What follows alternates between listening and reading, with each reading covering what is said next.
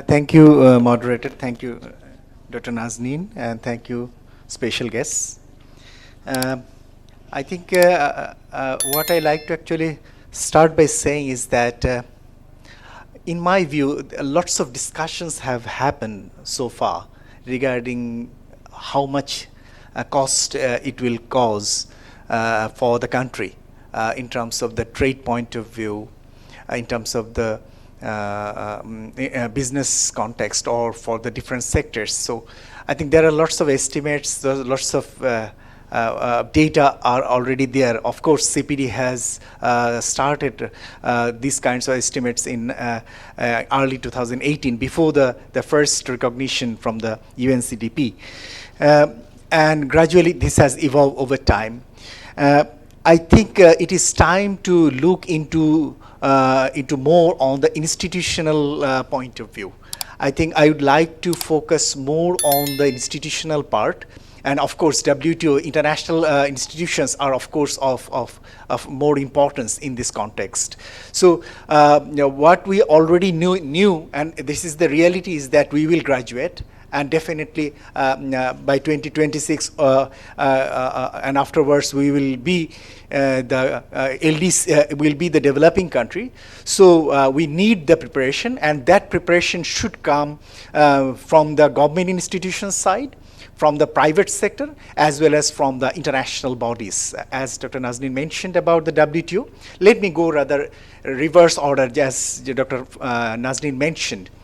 I think in the WTO platform, we have now in a dilemma that in which hat we will use this time while we go for MC12, Ministerial Conference 12 will be held in Geneva, whether we will use our LDC card or whether we will use the graduating LDC card in the discussion. But what is more or less understood from the discussion from the government side, Minister of Commerce, where the Mr. Tipu Munshi, Honorable Minister, will lead, we got the feeling is that Bangladesh will take a position from a smooth transition towards graduation. That will be Bangladesh's stance there. Apart from that, Bangladesh will also take stance on fisheries subsidies and other sectors. Too many technical issues. I will not go in detail on those part. But Bangladesh very interestingly will take a position on subsidy part, because after graduation the subsidy will not be there. So Bangladesh need to take position that how the fisheries subsidy discussion will happen in the WTO by the developing country, and what it would be the possible future implication for Bangladesh will definitely be an interesting one. But Bangladesh, most importantly, will take more strong stance regarding the graduating LDC point of view, along with other countries. And from that point of view, Bangladesh side will seek an LDC document that has been submitted by the LDC coordinator Chad, is that they will seek for extension of the accession period for duty-free market access period for another 10 years or 12 years like that. So it is not sure that whether that request will be kept by the WTO, but that has been decided that from the LDC developing from the graduating point of LDC point of view, they will seek for further extension. So that is one important point, and Bangladesh should definitely strongly negotiate that in the WTO, because that will help not only to our main export item, ready-made garment sector, but also help to other exportable items for duty-free market access to major countries. But at the same time, it is also true, and as just Mr. Rakib mentioned, that European Union GSP, the revised document for the next GSP document, what is being actually prepared, is not very favorable one for the major export items like ready-made garment sector. But I think definitely we will negotiate from that point of view, that how much we could make it more favorable in our part.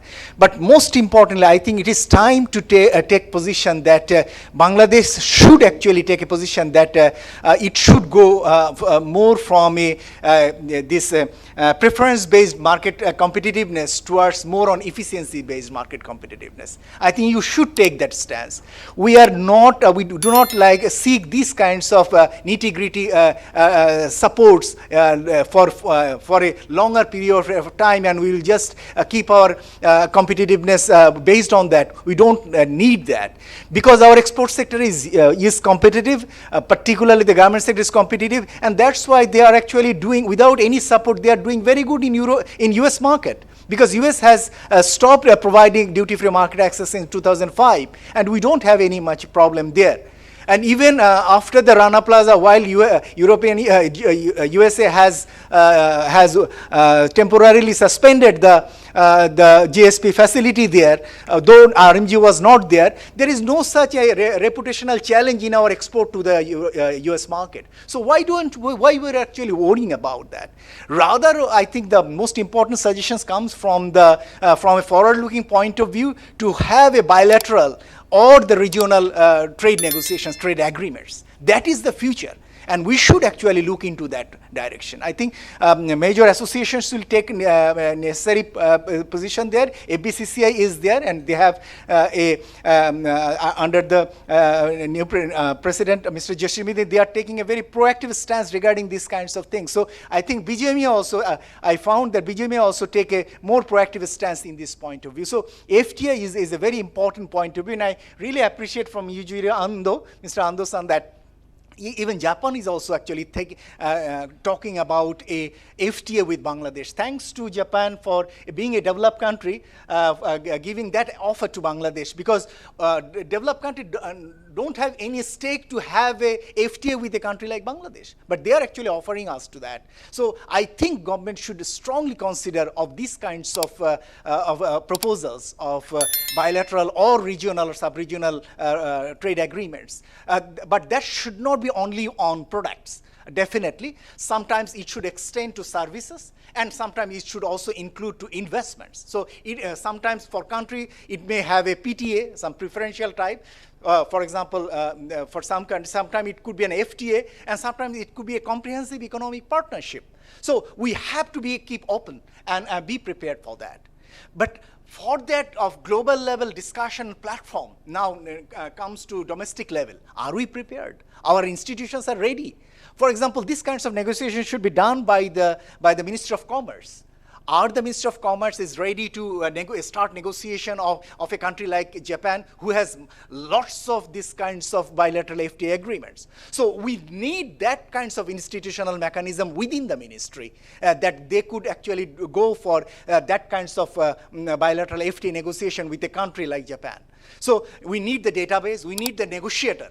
And we need that kinds of pool of resources within the ministry. And if within the ministry they don't have the capacity, why not they take support from the private sector? Why not they take support from the civil society? And they should pool that resources, that knowledge base, in order to go for that. But thanks to that, there is politically, government has an indication towards the direction, but there are skepticism within the ministry. Let me actually make it very clear. There is a skepticism within the Ministry of Finance, particularly NBR, that if we go for FTA, we will lose our revenue. So that kinds of stance is very, very dangerous from the Bangladesh point of view. We should come out these kinds of adverse way of thinking of the future way of revenue generation. We do not like to raise revenue just stopping someone's trade with us and by extracting money there. Rather, we like to raise revenue by more exporting and more production, and thereby we will generate more revenue from that point. So we need that kinds of model, both for the domestic market as well as from the export market point of view. So I think from the NBR side, I think they should come out from that principle of revenue generation to stop and protect the domestic interest. That kinds of mechanism won't actually be helpful for Bangladesh in the future. So that is another point of the ministry point of view for Ministry of Finance. But the same is true for the Ministry of Labor and Employment.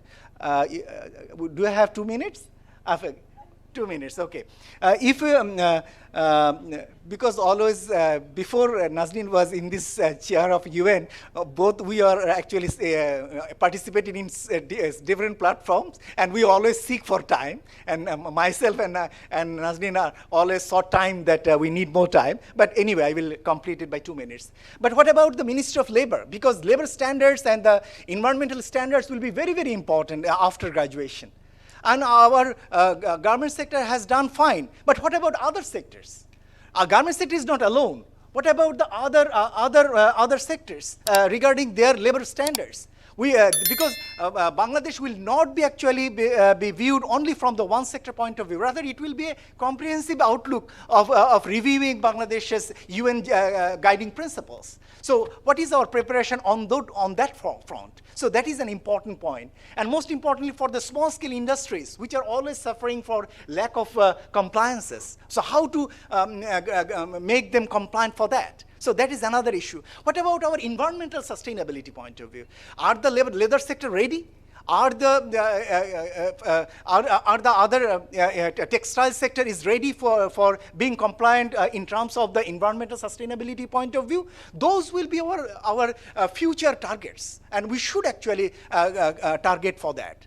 But now let me just conclude by saying is that along with the international front and the domestic front, of course, the private sector should come out. And thanks to the FBCCI and also the other associations, they are started to work on. But I think more proactivism is needed. More proactive initiatives are needed from the private sector to aware their entrepreneurs, to educate them, to equip them, and thereby guide them towards the proper way of investment in the future directions. This investment is not only for the efficiency position view. These investments, future investments, will be required to direct towards more on environmental sustainability, more on the labor-related issues, more on the gender point of view, and these kinds of things are needed in the future. So what I like to conclude by saying is that, of course, it's an opportunity, but as well as it's a challenge as well. But Bangladesh has that record that when there is a challenge, Bangladesh always come out from those challenges in earlier cases. So that is the strength of Bangladesh. So we hope that this time also Bangladesh's private sector, with the support of the government, will come out those challenges and overcome those challenges and be competitive at the global level as well as at the domestic market. Thank you.